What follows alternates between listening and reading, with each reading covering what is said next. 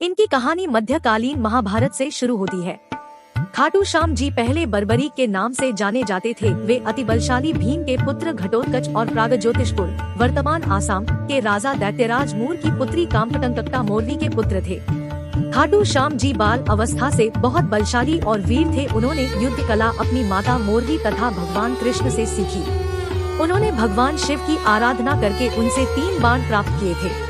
इस तरह उन्हें 3 बाणधारी के नाम से जाना जाने लगा और दुर्गा ने प्रसन्न होकर उन्हें धनुष प्रदान किए, जो उन्हें तीनों लोकों में विजय दिला सकता था। जब महाभारत का युद्ध कौरवों और पांडवों के बीच चल रहा था, जब यह बात बर्बरीक को पता चली तो उनकी भी इच्छा युद्ध करने की हुई। वे अपनी माता के पास गए और बोले, मुझे भी महाभारत का युद्ध करना है। तो उनकी माता बोली, पुत्र तुम किसकी तरफ से युद्ध करोगे? तब उन्होंने बोला, मैं हारे हुए की तरफ से युद्ध करूँगा। जब वह युद्ध करने जा रहे थे, उन्हें रास्ते में उन्हें श्री कृष्ण मिले और उनका उपहास करते हुए बोले कि हे बालक, ये क्रीड़ा भूमि नहीं युद्ध भूमि है। 3 बाणों में युद्ध तो क्या सैनिक भी नहीं मरेंगे? बर्बरीक बोले कि हे ब्राह्मण देव, ये बाण कोई साधारण बाण नहीं है। मेरे आराध्य भगवान शिव ने मुझे ये 3 अचूक बाण दिए हैं। इनसे मैं युद्ध को एक पल में समाप्त कर दूंगा। ब्राह्मण रूपी श्री कृष्ण ने बर्बरीक की परीक्षा ली और उन्होंने एक पीपल के पेड़ के पत्तों में छेद करने को कहा।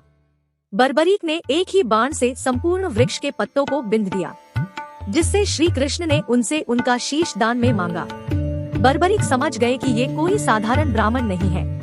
उसके बाद बर्बरीक ने ब्राह्मण को अपने वास्तविक रूप में आने को कहा। अपने गुरु श्री कृष्ण को सामने देखकर बर्बरीक ने उनसे पूछा कि आपने ऐसा क्यों किया गुरुदेव?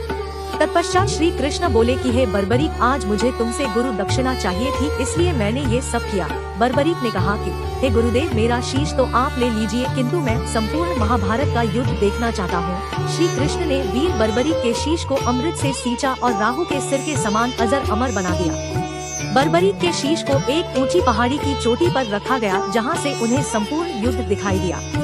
युद्ध समाप्त होने के बाद पांडवों को अपनी विजय का गर्व हो गया।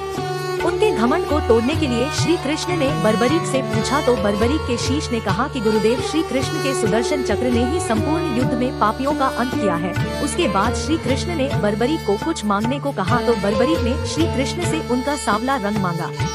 बर्बरीक के इस निस्वार्थ बलिदान को देखकर श्री कृष्ण बोले कि मेरा सांवला रंग तुम्हारा हुआ बर्बरीक, साथ ही मेरी सभी 16 कलाएं तुम्हारे शीश में समाहित होंगी। तुम्हारी पूजा मेरे श्याम नाम से की जाएगी और तुम मेरे ही प्रतिरूप बनकर पूजे जाओगे। जो भक्त तुम्हारे दरबार में आएगा, दुनिया में कोई ताकत उसे दोबारा हरा नहीं सकेगी और उनकी मनोकामनाएं भी पूरी होंगी।